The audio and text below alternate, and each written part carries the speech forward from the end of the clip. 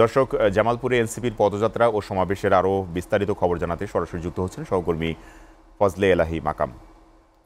মাকাম, পদযাত্রাকে ঘিরে নেতাকর্মীদের সমাগম আপনি কেমন দেখছেন? আর সেখানে সমাবেশ করতে কি কোনো প্রকার বাধাবিঘ্নতা তৈরি হতে পারে কিনা, বিস্তারিত জানাবেন। সোহেল, আপনি যেমনটি বলছিলেন যে জামালপুরের এই প্রথমবারের মতো জাতীয় নাগরিক কমিটির পদযাত্রা শুরু হবে। এই প্রথমবারের মতো এনসিপির এই পদযাত্রাকে কিন্তু ইতিমধ্যেই সকল ধরনের প্রস্তুতি কিন্তু সম্পন্ন করা হয়েছে এবং আশপাশের এলাকায় ব্যানার ফেস্টুনে কিন্তু ছেয়ে গেছে। কিন্তু সকাল থেকেই গুড়ি গুড়ি এবং ভারী বর্ষণ বৃষ্টির কারণে কিন্তু এখনো সমাবেশ স্থলে কিন্তু এখনো মানুষের তেমন একটা সমাগম হয়নি।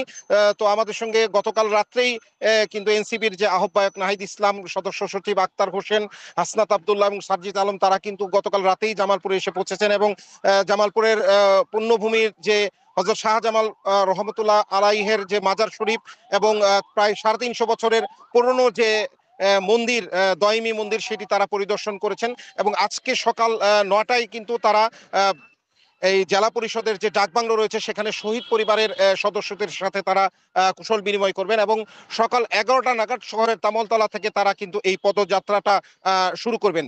আর এই পদযাত্রার শুরু শেষ হয়ে শহরের ফৌজদারি মোড়ে, আমার পিছনে যে মঞ্চটি দেখতে পাচ্ছেন, সেই মঞ্চেই কিন্তু তারা এখানে তাদের সেই সমাবেশটি তারা করবে।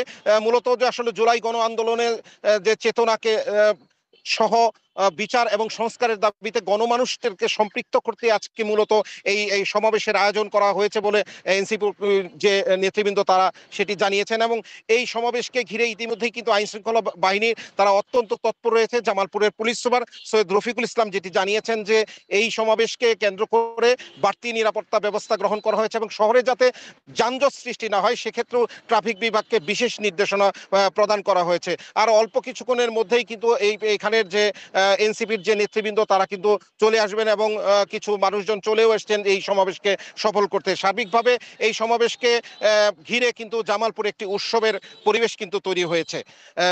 সোহেল, জামালপুরের এনসিপি সমাবেশের সর্বশেষ এই তথ্য ছিল আমার কাছে।